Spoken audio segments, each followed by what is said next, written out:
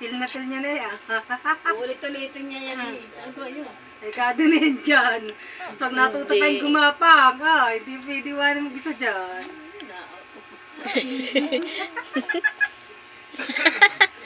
Zip-zip pa oh.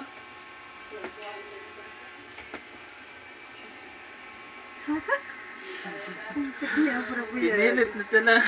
Gumapa. O dali, tayin mo yung kamay mo.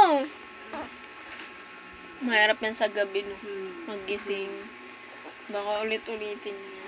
Tapos tulog tayong dalawa ah. Kipit mo ka niya. Ay, nakaano kanyang kamay, nakasubo sa bibig. Habang na ano. Yan.